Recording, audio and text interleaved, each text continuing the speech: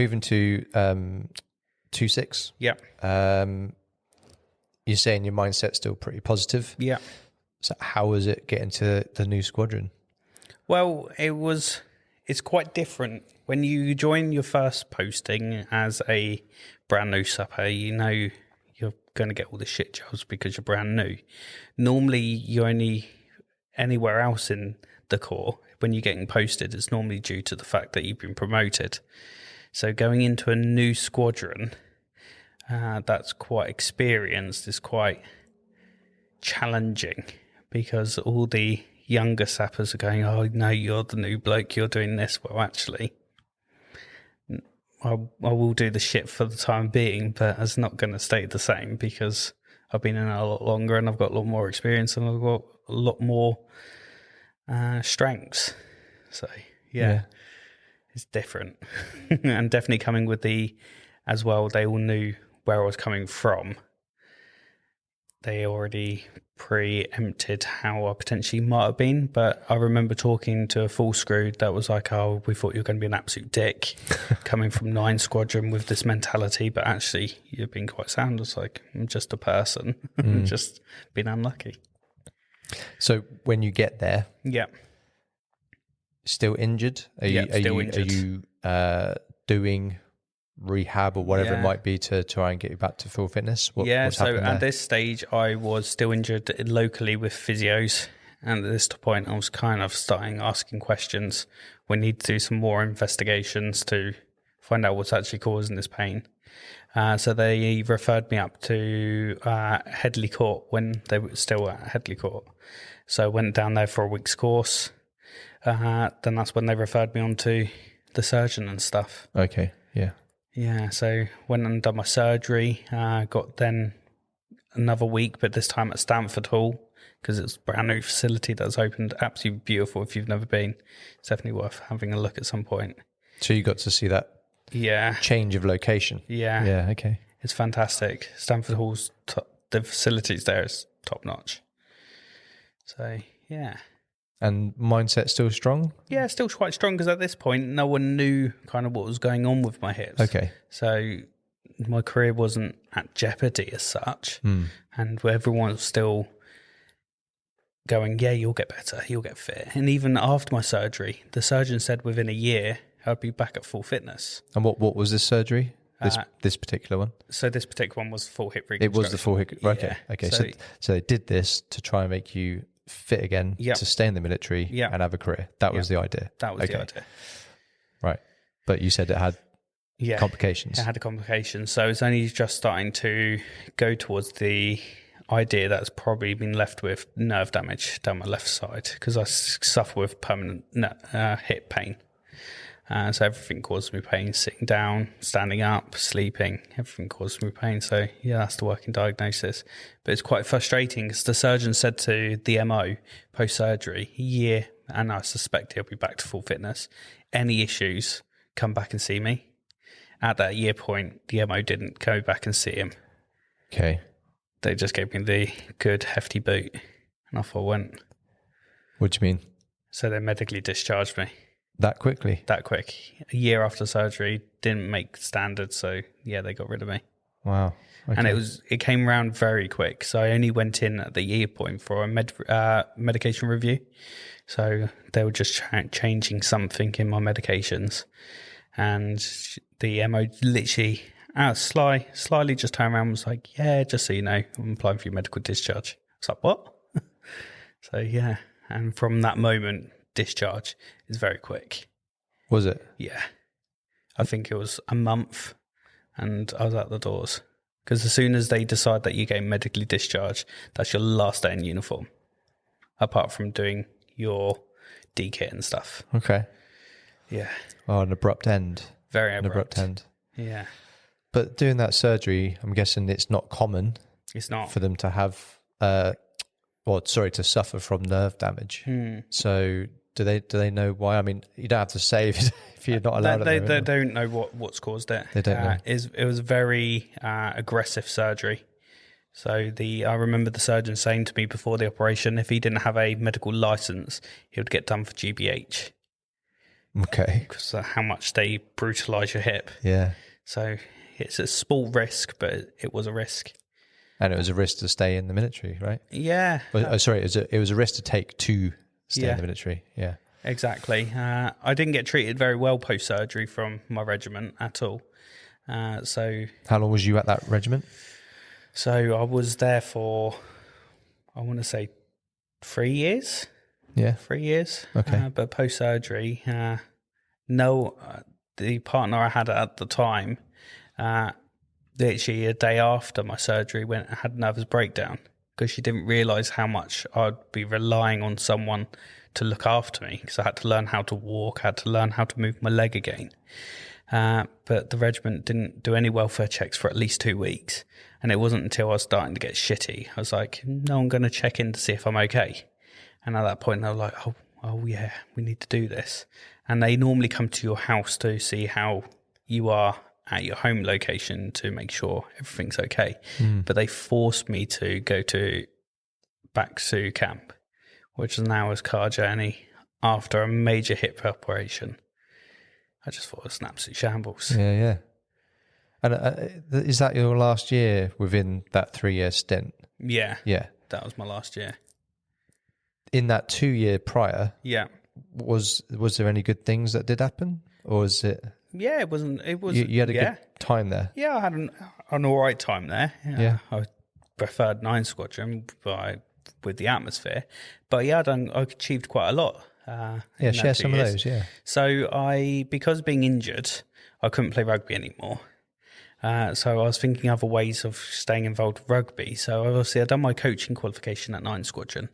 But then I really understood to go far in rugby coaching in the army, you have to have coached at a high level and have rank behind you. So I was like, what other things can I do? So I went and done some med quals and became a pitchside medic. So I initially started off doing pitchside medic for the regiment. Then I got invited to Corps for rugby union. So I've done that. Then I got invited to Corps Rugby League. Really successful with that. I got then invited the following season to go and during the under-23s rugby camp, being the pitchside medic. Then the Army Rugby League then asked me to do the seniors development and women's. And I even got picked up to go to UCAF women's. So I was the first ever person to get up to that level as not a physiotherapist. Wow. Which was quite good. Yeah. Good achievement. Yeah. However, the reason why it stopped is because the physiotherapists felt their jobs were at risk. Because realistically, on a pitch, I probably had a better scope of practice than a physiotherapist. Because there's nothing they can do that I can't. It's the before and after where their scope of practice really shines. But they soon realised that I was a threat to the pitch side. So they kept on stating, oh, yeah, but he's not a registered clinician. He can't do this. He can't do that. So in the end, for the rugby union side, it kind of stopped at the under-23s for that camp, which was quite entertaining. But you found a way to, like you say, continue doing something related to a sport that you enjoy. Yeah. So that's pretty cool to find a workaround, really. Yeah, it is. And I'm guessing that's all before surgery. Yeah. And you're still probably looking after yourself in the sense of you're trying to do little bits of rehab or whatever it might be. Well, I was going to the gym full time before surgery. I actually had a body fat percentage of 7%. I was very fit, very strong. And that's another thing. The regiment were like, yeah, but you can go and train in the gym fine, but you can't go and run. Why? Why can't he do both? And is that kind of mindset of actually some people might have some limitations in what they can do. But it was quite funny, them seeing me in the gym bench pressing, whatever I was bench pressing and being extremely fit. I was eating 4,000 calories a day at my fittest. That was hard work. And then you were going to do the rugby pitch side stuff. And they hated that even more. Did they? Yeah, being downgraded. They used to always say, no, we can't because of rehab. Okay, no worries. But because you're being invited to this sort of stuff, you have to respond and say why you're not going. So I'll say why I can't go. Then I'll get a colonel on the phone going, why are you not coming? Then I'll explain again. Then normally within 10 minutes, the car's been booked and I'm going. And I hated that even more. My last SJAR, or my second to last SJAR, stated that I was too familiar with high ranking officers. I don't think that's a bad thing. I don't think it's bad at all, no. Especially if you're doing that kind of role. Yeah. They just didn't like it because if I had an issue, I'd just go straight to them instead of going through the chain of command. Yeah. I mean, I do understand the chain of command sometimes with the mindset of, well, you're downgraded. You can't do this with us. You can't do that with us. That's a piss take. I understand that because I was downgraded as well during my time. But at the same time, try and work around what you can't do to get other goals, which is what you did. And sometimes the senior ranks might have a little bit of blinkers on. Yeah. Don't know if they're getting shit from higher up or whatever, but bit of common sense. Yeah. But it's it crazy. is what it is, isn't it? Yeah. All the deployments and exercises, it was never my choice not to go. I always wanted to go. The regiment deployed to Estonia, and literally I got given all my kit ready, and my kit was ready to go, and literally the MO turned around and said, no, you've got appointments coming up and in the future, and you need to get back from. But you can get a flight back from Estonia in a couple of hours. So I didn't understand the mindset. And I'm guessing your mindset is still wanting to do things. Yeah. So you're being basically held back. Yeah. Sure, you have an injury, but it's the medical officers that are holding you back. Yeah. Not you not wanting to do it. Yeah. So that's probably shit for you. Yeah, right? it had a massive effect on me towards the end. Obviously, all my friends were promoting around me. They were going away. I wasn't doing anything. So mentally, I really suffered. Definitely post-operation, where the elderly people were overtaking me down the high street. I thought it was embarrassing, me having to use sticks to get around. So I ended up being a patient of DCMH, which is the mental health team within the military, and I got diagnosed with clinical depression and social anxiety. So my depression, obviously I felt shit that I was injured and I just wasn't coping. But my social anxiety, I think, results back from when I was asking stuff from senior officers. You would get told, shut the fuck up and get out. Why are you asking such stupid questions? And it really played on my mental health. So, yeah. And how was the ending of your career? You mentioned that you had, it was the MO, wasn't it, that said you got we're doing your med board. You get told you're going on the med board. It's 1 to 2 months. Is that about right? Yeah, about right. To literally the last day. So what the fuck do you do? Because that's really short notice. Very short notice to get rehoused, to get another career lined up. I was very fortunate that in the background in my last year, I was being approached by different services going, have you ever thought about joining this, doing this?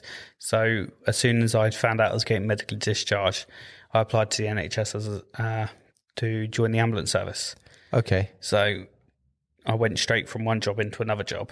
But unfortunately, probably a bit narrow-sighted for me, but also very narrow-sighted from the NHS. They never done any checks to see whether I was actually fit enough to join.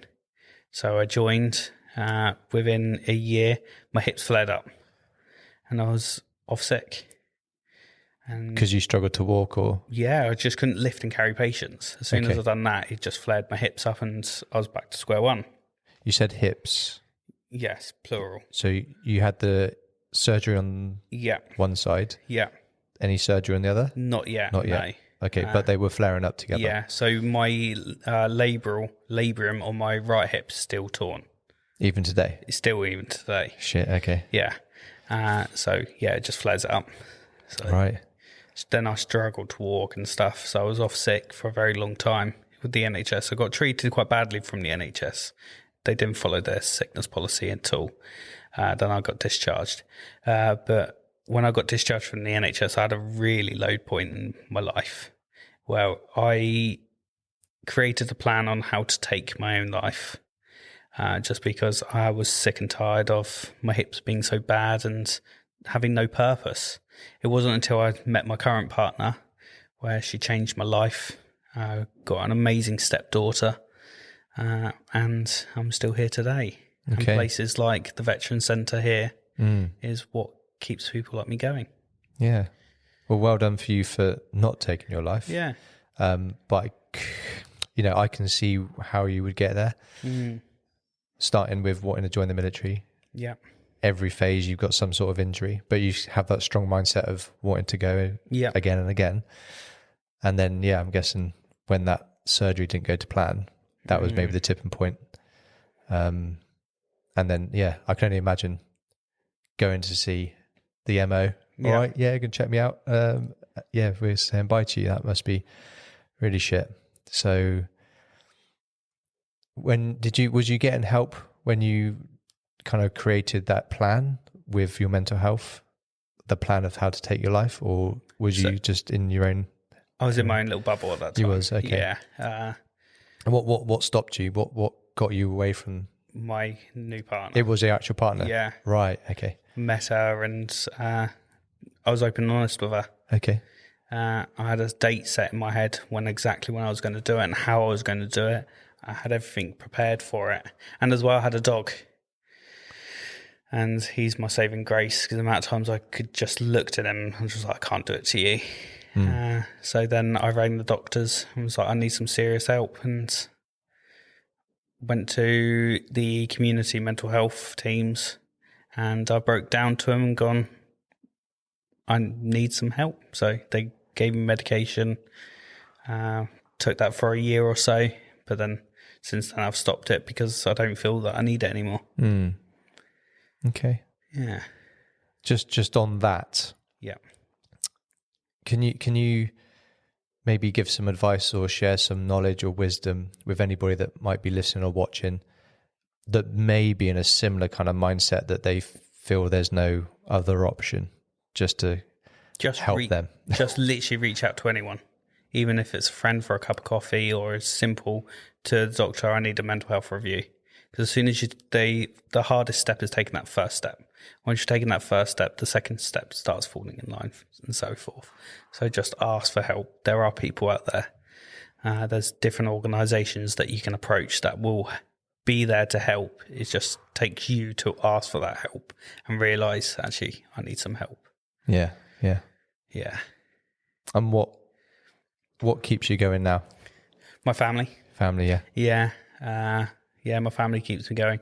I had a bit of a wobble probably 2 years ago where I was again not feeling any purpose. I didn't have anything. So what I've done is I signed up for university. I'm doing a degree in risk and security management, which is distance learning. I volunteer for this place every now and again, but I also still keep up with my rugby. So I'm a teams manager for 2 county rugby teams. So it's very full on. I'm probably more busy now than I was when I was working. And until I can go back to work, and if I ever can go back to work, then I'll continue volunteering and helping out the communities.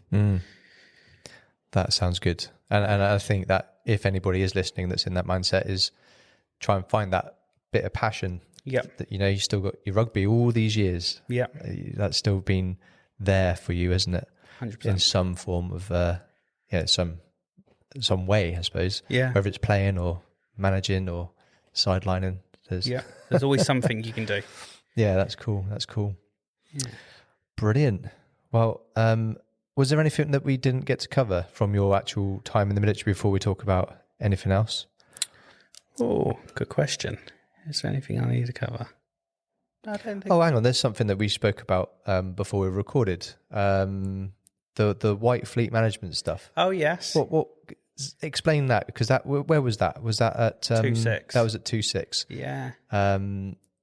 So yeah, explain that, because that's a we were chatting about this basically before we hit record, and we were talking about how cogs need to be turning for the whole machine to work, and this is a part of the military that not many people are aware of, are they? Yeah. So when I was going through the process at 2-6 where I wasn't promoting, I wasn't doing anything, I was getting quite upset. One of my SGRs said that I needed more education before I could promote. So I put a complaint and gone, well, that's not true, because my 9 Squadron SGR stated that I was very nearly there, and the only thing that I needed to see was an exercise, where now you're saying that I need a lot more.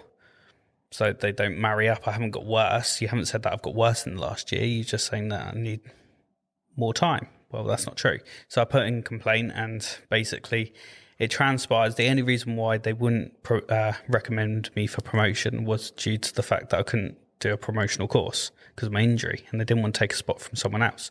And I was like, well, I understand that. However, you can't do that. That's direct discrimination.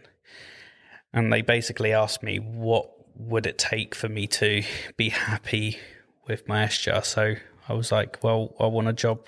I want acting rank, and I want a job that I feel is useful to me. So they put me into the Reggie White Fleet, so Regimental White Fleet NCO. So I looked after all the civilian vehicles. I think we had 5 cars, 3 minibuses, 2 vans.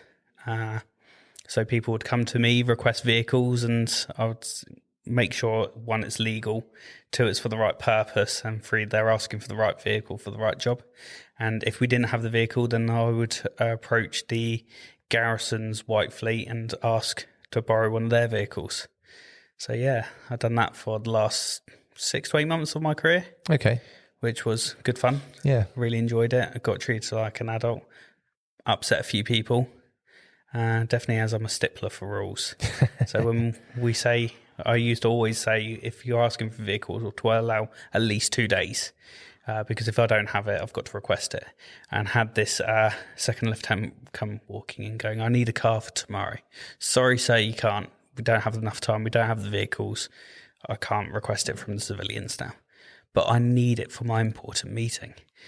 I was like, okay, so have you got your own insurance on your own car? You might be able to take your own car and claim the fuel back. No, I'm not doing that. So then the MTWO comes running out. Oh, yes, I will sort it for you. We'll sort it for you. Don't worry. And I turned around to him and was like, sir, how are you expecting to sort it out? We don't have the vehicles. And he was like, okay, let's see the list of where the vehicles are going. And showed him the list. And he was like, that Sapper there, he doesn't need that vehicle. I was like, yeah, but he's going up north for a course. He needs this vehicle. Nope, he can take his own vehicle. And it was just like, why? Yeah. It's just so unfair sometimes, but it is funny. But I used to upset people all the time. I used to love it. I had this Lance Jack once. I never, for the last year or so, while I was in, I didn't live on camp. I was privately renting. And so my room was just boxed up, and this Lance Jack came into my room whilst I was in the office, and he ag-eyed me for not having a clean room because it's all boxed up. I was like, but I don't live there. He was like, yep, but it still needs to be clean. I was like, okay.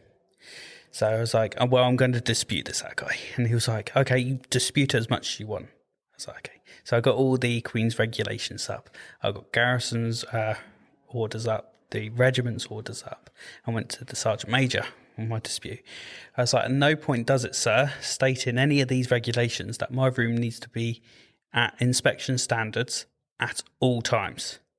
You're in your right to call for an inspection. Then if I fail that inspection, then you can ag-eye me.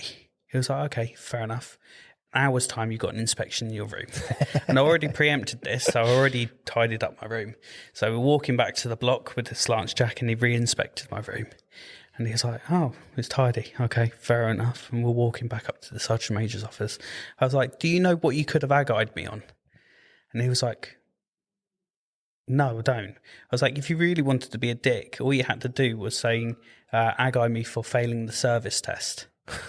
Because if you asked if I needed my respirator at that moment in time, I wouldn't have had a clue where it was. I was like, so if you want to ag-eye people, one, make sure you know the regulations, and two, what you're actually ag-eyeing them for. And it was funny how I told him how he could have ag-eyed me. He was not that pleased. Oh, nice one.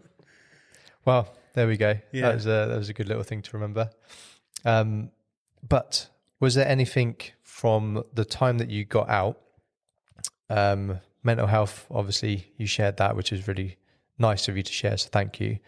But was there some other things that you've had to deal with in that time frame? So obviously I lost my job with the ambulance service, massive ongoing issue with that, but also becoming homeless 3 times. So the first time obviously in the ambulance service, went to the local council, nope, we can't help you. I was like, okay, what am I supposed to do? Don't know. Go and live with family and friends. Second time I was made homeless, obviously I've got a family now. Nope, we're not rehousing you. You can go privately rented. You wouldn't be any better off going down the council route. And I sat there questioning, okay, why don't you think I would be any better off? I'm only on basic benefits because I can't work. Renting through the council is a lot cheaper, and we hit every criteria of need. No, you don't. I was like, well, I do. I'm disabled. I've got a young person. I'm a veteran. And we're facing homelessness. Oh, being a veteran doesn't matter. I was like, why doesn't it? Oh, it's pointless. There's nothing there. I was like, okay, but the council that you work for signed the Armed Forces Covenant Scheme. Oh, yeah, that's literally just there pretty much for show. So, yeah, as much as being a veteran, we should all be proud of, but most people don't care. And it's a shame because I think they should. Yeah. Well, I want to say well done for still going. You know, all the hurdles that you've gone through, or the setbacks you've gone through, and you said you got your family that's still motivating you to go forward. But you know, there's many a times where you could easily have said no. Yeah. So well done for still being here. You know. Yeah. Thank you. But yeah, is there any final thing you want to share before we get some advice from you? But being your episode? No, I don't think so. I just have got a purpose. Yeah. Whether that's my family or whether it's my security minded. So I do a lot of stuff with the security industry now. I upset a lot of people on LinkedIn by sharing my papers on different things. So one recent paper that I wrote was about training malpractice and how the security industry is not really focused. It's not very much academic, like being a doctor or a nurse or anything. So because there is no academic side to the security industry, it's a very low paid job, where if we implemented new things, it would swap the industry around. So I keep myself very busy with different things. Yeah. And well done. Like I say, well done for keeping going and keeping busy. But I do think what you've shared today with what you've gone through in your time will help someone, whether that's one person or 100 people or 1,000 people, as time goes on, as this video goes out. It's still beneficial to them to know they're not the first one to go through it, let's say. Exactly, yeah. But on that, this would be a great time to get some advice from you. Yeah. Now, the first bit of advice is for anybody that's thinking of joining. Now, this is actually going to be quite interesting because you, like I said, had a lot of setbacks. But have you got advice for people that are thinking of joining the military? Make sure they're fit enough. If the fitness there, the rest of it will fall into place. And make sure it's 100% what they want to do, because you're giving up so much of your life for the first 4 years of service. I know a lad that joined, and he was told that he was going to Estonia for 8 months. And it just sent him to Lally because he was like, I can't leave my family for that long. So make sure it's 100% something that you want to do, because if you're not committed, you won't enjoy it. That was good advice. Good advice. And the next bit of advice is for any veterans out there. So whether that is somebody that's about to like transition, whether you got some like good thoughts there, or as you've been out for a little while, anybody that's maybe been a veteran for a period of time. Network as much as you can. Find people with local connections, whether that's for a breakfast club or a drop-in centre like this place. Go and socialise with people that have been through the same experiences. One of the things that I do currently is for the Royal Engineers Association. I'm part of the management committee for the Southern Group. And they asked me recently, how can we bring newer members into the Royal Engineers Association? well, it's quite an impossible task. We spoke about it a bit earlier. And it's down to purely for the fact that when you're just first leaving the military, you're trying to get your image back up in civilian life, whether that's through work, whether that's through the your local area. You're trying to re-establish yourself. And two, a lot of people leaving tend to leave because of family commitments or through medical discharge or anything like that. But they've all got pretty much young families, so they're very busy with that. But as soon as you start thinking that you're needing some support, join your local association branch, whether that's the Royal Engineers, the REME, the RLC, because they're all scattered around the country. Just reach out and have a laugh. It's good fun. Yeah, it's a good shout with the association side of things. Yeah. So that's pretty cool. Thank you very much. It's all right. How was it for you? How coming on the show, being a guest? How was it in the end? Yeah, it's good. It's good fun. Yeah. What you thought is the first time you've done something like this, isn't it? Yeah, it is. First time. I've never done. I've always seen podcasts and go, oh, that'd be interesting to do. But a lot of military podcasts want the war stories, and yeah, there's probably hundreds of people out there. But the last proper tour was 2012.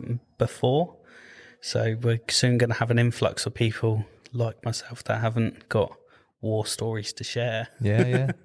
I can tell you the war stories on Salisbury Plain, but that's about it. Well, this was part of the reason why I started this podcast. It's everybody going through training and coming out the other side and then leaving and becoming a veteran. Everybody has got a story. And this was one of the reasons why I wanted you on. Yours was a lot of setbacks. Yeah. And again, being strong enough, brave enough, willing to share what you've gone through. Some people out there probably wouldn't have that in them. So to have someone like you come on and be able to share, I do think it's going to help people out there. Yeah, definitely. If one person listens to this and goes, actually, there are people out there that do care, then I've achieved something. Because I have been very unfortunate that I've lost 4 friends to suicide. One of them was diagnosed with bipolar just before leaving and was like, I can't leave the military, and ended up killing himself. Another lad, mental health issues, he ended up killing himself just because the support weren't there. But the support is there, but you've just got to, 1, want it, and 2, look for it. Yeah. So that's the biggest thing. And know you're not alone. Exactly. Right? No one's alone. Yeah. But I also know, just to shout out, it can be difficult when you lock yourself in your own place 100%. to think you are alone. Yeah.